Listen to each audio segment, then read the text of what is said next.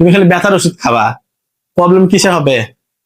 কিডনিতে। ঠিক আছে, পরিমাণ মতো পানি পান করতে হবে। যখন তোমার কিডনির সমস্যা হবে তখন পানি খাচ্ছ, তখন তো ওই কাজই করে পাচ্ছে না, তখন পানি খেয়ে লাভ আছে বাবা? আমরা জীববিজ্ঞানের সবচেয়ে গুরুত্বপূর্ণ একটি অধ্যায় রেচন, এই অধ্যায়টি পড়বো। মাধ্যমে আমাদের শরীরে কি অতিরিক্ত নাইট্রোজেন ঘটিত যে বর্জ্য পদার্থটা এটা বেরিয়ে যায়। আচ্ছা, আমরা প্রথমেই শিখবো হচ্ছে রেচন কি। বৃক্কের মাধ্যমে কি আমাদের রক্তের যে নাইট্রোজেন ঘটিত বর্জ্য পদার্থ এটাকে তরল আকারে বের করার প্রক্রিয়াকে কি বলা হয়? রেচন প্রক্রিয়া বলে। তাহলে তুমি সংক্ষেপে কি লিখতে পারো, যে নাইট্রোজেন ঘটিত বর্জ্য পদার্থকে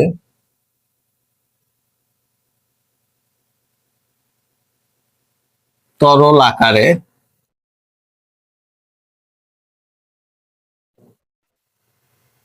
প্রক্রিয়াকে, হ্যাঁ, বর্জ্য প্রক্রিয়াকে রেচন বলে। তোমার রেচনের সংজ্ঞাটা লিখে দিলাম, এটা এই সংজ্ঞাটা এখানে কি খুবই গুরুত্বপূর্ণ। ঠিক আছে, এরপরে আছে রেচন পদার্থ। তাহলে রেচন পদার্থ, এই নাইট্রোজেন ঘটিত বর্জ্য পদার্থগুলোকে কি বলা হবে? রেচন পদার্থ। যেমন কি থাকে রেচন পদার্থ? ইউরিয়া,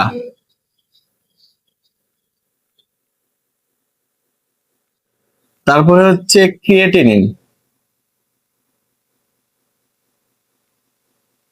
তারপর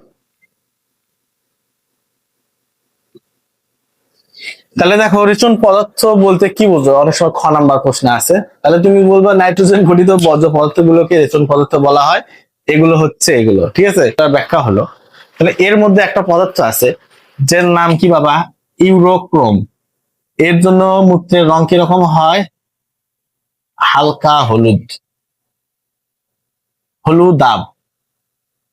ঠিক আছে, হালকা হলুদাভ বর্ণের হয় এই ইউরোক্রোমের কারণে। বেশিরভাগ গ নাম্বার আছে। ঠিক আছে, বৃক্ষের গঠন। তাহলে বৃক্ষের গঠন বা স্থাপন যন্ত্রের গঠন আসলে তোমার তখন বৃক্ষের লম্বচ্ছেদটা এটা দিতে হবে। ঠিক আছে, আর যদি বলে বৃক্ষের এককের গঠন তাহলে তোমার নেফ্রনের দিতে হবে বর্ণনা, যে পর্দা। ঠিক আছে, নমনীয় বা সুতার মতো যে পর্দাটা, ক্যাপসুল। এই তোমার স্ট্রাকচারের নাম কি?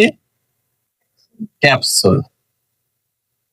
ওকে, আচ্ছা, এর ভেতরের যে অংশটা আছে, ক্যাপসুলের ভেতরের অংশ, ঠিক আছে, এটার নাম কি বাবা? কর্টেক্স।